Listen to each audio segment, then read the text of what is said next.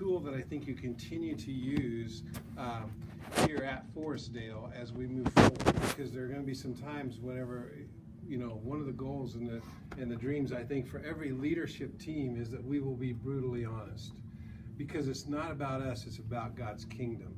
And there are going to be places, in fact, I had staff meeting today, and I said, okay, time for the last 10%, let's be brutally honest. And we list out, here are the barriers that we have, here are the people who are those barriers, which happens to be the senior minister at times.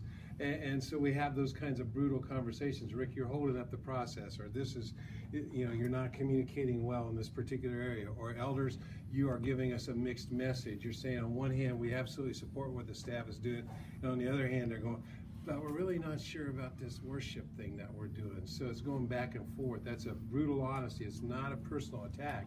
It is that last 10% that happens. And so when we talk about right, wrong, missing, and confused, we looked at a number of things here at Forestdale. We said strong doctrine, that's right. We get the right doctrine. Several things that we said there. There's a desire on the part of the leadership to communicate well. So you have the right desire. That's important there. There's solid preaching. I have several of those, and David can, or excuse me, David doesn't. David has some of those things too, but Jake can give you some of those things. There's the generous attitude here of the place. There's a general goodwill among the people who are part of the church. There's fellowship and camaraderie here. Friendly, there's committed people. We have strong missions. What's wrong here? Things where we found, you know, mistrust of leadership. And so when you start asking questions, how come there's mistrust? There's a perception, there's other kinds of things, maybe some communication we haven't done so well there. What's wrong? And can I tell you that almost every church has this, I call it the Exodus syndrome. Almost every church has a segment, and even some of us as leaders have that, man, I wish we could go back to the old days. You know, the old days when we were, fill in the blank. And you do that, you see that in Exodus, so it goes all the way back into the Old Testament. God's people always long for the old days because there's a tendency for them to believe the old days are better than today. And when you look in the Exodus, remember what they said to Moses as he's leaving? What do they say? They're out in the, they come to the mountain, what do they say? Actually, what do they say when they come to the Red Sea? We should go back. Oh my gosh, the Egyptians are going to kill us. We would have been way better. We were so much better when we were back there. You know, Moses said, I don't think we had any food, and I don't think we could make bricks very well, and you know, and they beat us a lot. That's okay. It's way better than we're going to die. Then they cross through the Red Sea, great miracles of God, and so forth. They come to the mountain of God, and what do they say? I haven't heard from God in a while. It was way better back in Egypt. And he goes, wait, I don't think you heard God real well when you were back in Egypt as that part goes along. Well, let's make a calf because we know what that was like back in Egypt. Don't you remember they beat you, the people who worship the calf? They go past, you know, they get the 10 Commandments, all these amazing things. They go to the edge of the promised land, and Moses sends the 12 spies, and what do they say? 10 come back and say, oh, they are giants. We cannot take them. We'd be better off back in Egypt. 2 of them say, land flowing with milk and honey, we can take this because of what God's done all the way along. And so God's people have this tendency, even as we're taking new territory, to go, you know, it was really better back in the past. It was way better back in the past. I don't know, please, quick little story. Maybe you've done this too, where I've done destination weddings where I go into some of the old church buildings in the area, and generally it's in the middle of July afternoon, July evening, and there's no electricity in the building. There's a pump organ in the building. At least it has that. I mean, there was always that argument. John can go back and do our restoration history stuff. The times when we argued over organs and pianos, now we argue over drums and guitars. We've always argued over music. Can I tell you that right off the bat? We have always done that. But, you know, I'm standing up there dripping with sweat in my suit, and the organist is dripping with sweat, pumping as hard as he or she can to play that. That's the good old days we want. You know, man, I kind of like my air conditioning. I kind of like the lights. I kind of like all those kinds of things. So just be aware that as we move forward, there will always be, even in ourselves, there's always this, you know, it was way easier in the past. You know, we used to be able to get a crowd just like that. No, we never really got a crowd just like that. It was always hard work. So I look at that as we go along, and so we've looked at right, wrong, missing. What are some of the things that are missing? We talked all the way from the diversity of the congregation to certain aspects of trust or quality music or whatever it is. And what's confused is sometimes what's our mission and purpose statement here. So one of the wins, one of the conversations we'll have is, do we need to revisit and make sure we're all on board with our mission and purpose here at Forestdale? Because it all starts from that. We can easily say we're based on Scripture. We want to be a New Testament church. The challenge with just being that generic is, so which New Testament church do we want to be? Do we want to be the Galatian churches? Do we want to be the Ephesian churches? Do we want to be the, hopefully not one of the Revelation churches, but we might be there too. You know, we have to be aware of those kinds of things. So what's God calling us to be? Because he's put us here strategically. This is a very strategic location. There may be some things that we need to do to be more effective here at this place, but let me tell you, you're still smack. I mean, you know, I could just pop off 275. I'm here. There's a great location, easy to find this place, so on and so forth. There may be some tweaking that we need to do to this piece of property that says it's more welcoming than what it is right now. So I just toss that out to you.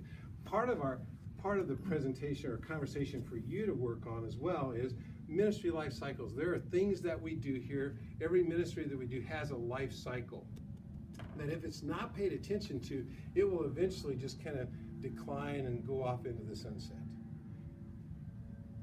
Part of our conversation here is what are those things that we want to continue to do strategically, and maybe even we want to rekindle and infuse and develop, right? So I just want you to think for a minute.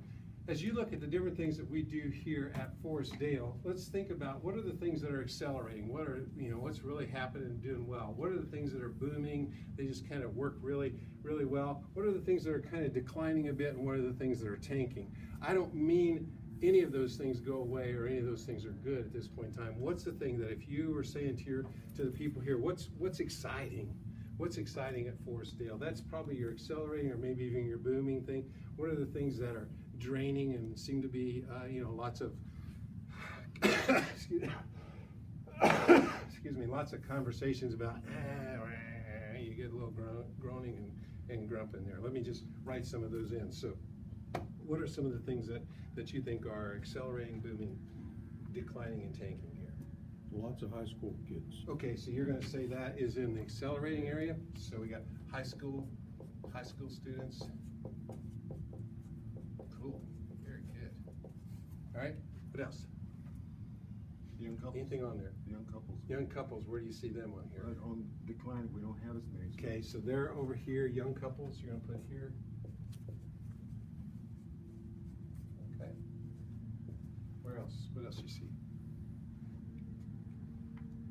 Young couples, you're thinking 18 to 35? Married people. Married people, Young married, got it. What else? The young college age would fit that too. Right in here? Okay. So, I'll put emerging adults. That's to use, that way we sound real progressive. when we say that. At least our parents expected us to be emerging in college. Let's put it that way. What else? What ministries are you involved Community in? outreach. Community outreach? Yeah. Where do you see that on here? Between declining and tanking. Okay, so right in here, our community outreach.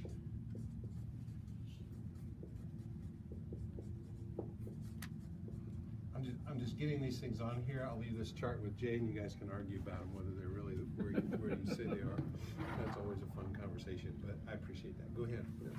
I would What say ministries also are on you the in? decline is the willingness to participate with the congregation Okay. with any of those outreach programs or just So- pretty much anything going on in the church. So, Lack of participation. general Yeah, like participation.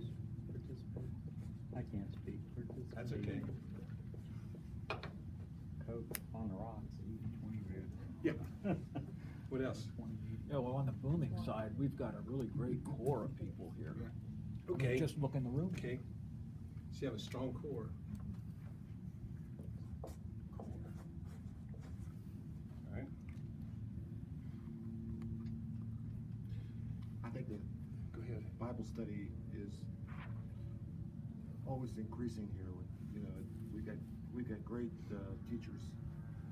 Okay. Bible study teachers. Mhm, mhm. So Bible study.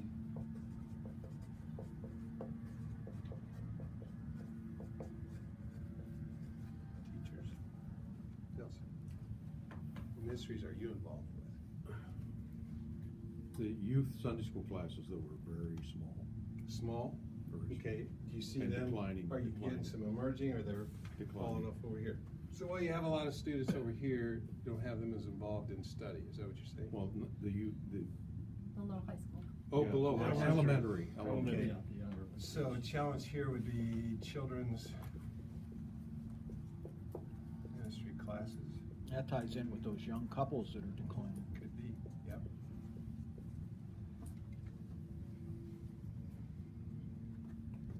Got a strong missions team. Missions? The missions, Would you put them church in here is very strong missions church. Okay. So you think it's booming? Oh, yeah. Okay. All right. Where's evangelism? On the decline. Okay. I don't think we have Here. clear direction on our evangelism. All right. Where would you want me to put that? Just pick a spot. It's not my chart, it's yours. I mean, it's not from lack of trying, it's Right there just with community things outreach, aren't Rob. taken So right here. hold. Evangelism. Speak that way. Okay. Yeah, I mean, are people coming to Christ and, you know, if these kinds of things are not happening here, then generally evangelism is gonna be back down in here. You know, cause we're not seeing people come to Christ, because our outreach is not strong in our participation. I think, staff should be right at the top. Okay. We've got a good staff, good senior preacher, all the way down to the janitorial people. Okay. They're dedicated. So you think staff is right in this area? The Staff, cool. secretary and everybody. All right. What else? Where's leadership development?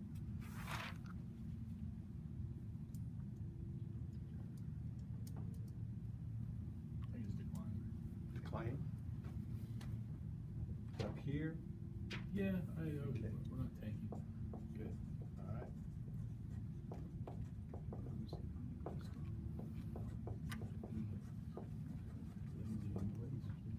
I would say, speaking for the seniors, I'd say we're slightly declining, and simply not because of lack of programs or anything, but just losing the people who are passing on, and we don't seem to be getting a lot of new ones. Okay. But I think, you know, what, the effort and everything going on here in the programs, I think fine. It's just losing the numbers and not getting new ones. Okay, good. Well, giving would have to be on decline too, but Giving? at the top, it hasn't tanked. But Okay. Giving has declined over the last few years. So giving's here. All right. How would you say giving is one aspect, but where's generosity in the overall? Because that would encompass giving of time, giving of effort. Well, The effort is on a decline, that's part of the Okay. that participation. But I think in generosity, we ask for things that we need for programs, or we ask for things that we need for benevolence, and it comes. It comes, right? It does show We up. have, yeah. we do have something going on yesterday, a lot of people, what is today, Sunday, we had a dinner, after church, and people not on the missions team stayed to help with the cleanup, because they knew it needed to be done, and they just stepped up and helped. So I think generosity in many ways is not declining, the heart is So there. responding to the ask. Right. Really, our per capita giving isn't really going down. Okay, Our giving is going down along with attendance, but Right. when you divide it out, it's still about the same. response to stated need. Okay, good. Facilities hasn't kept up with, Where do you see facilities on here? it declines in relation. Okay. We got some facility stuff here.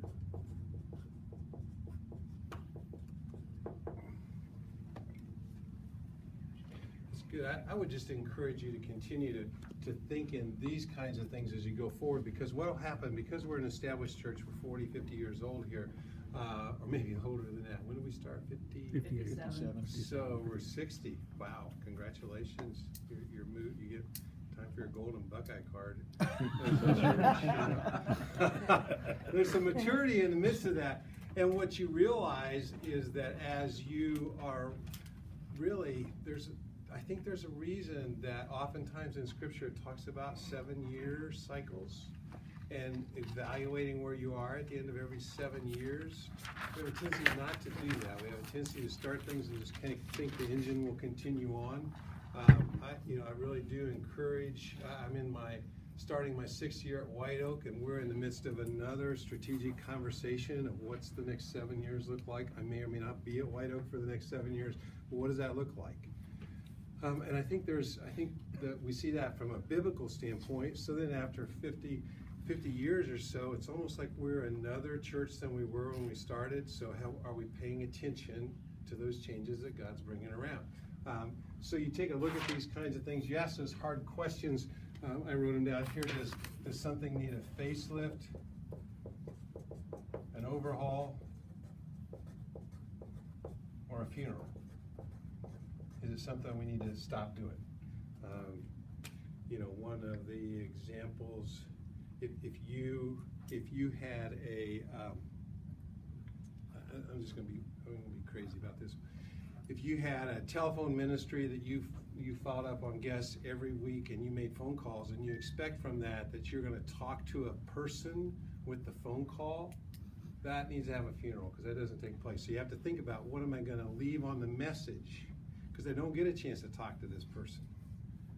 They just don't pick up the telephone like they did 20, 30, 40 years ago. So you gotta figure out, what's the message I want to leave there. If they gave them your cell phone, do you give them a text instead of even making a phone call? Because for most people, they'll pay attention to the text instead of the phone call. So that's the idea here. Is we were really good at making phone calls 30 years ago, and there's a tendency for us to go back to Egypt and say, man, we were really grown when we made phone calls.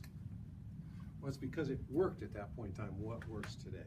That's the question that you're asking as you go forward. So I would ask you to continue to do this here as you move forward. The challenge, and Jay has done this over and over, and you guys have worked on this, is that you speak clearly where you are. And I've just got some of the charts and stuff that we're working on at White Oak, so that's why I look at these things as I move forward in the conversation. But if we were looking then at if God is at work in our midst, part of what we begin to think about is, what would it take for us to double our impact in the next 5 or 6 years? Double our impact.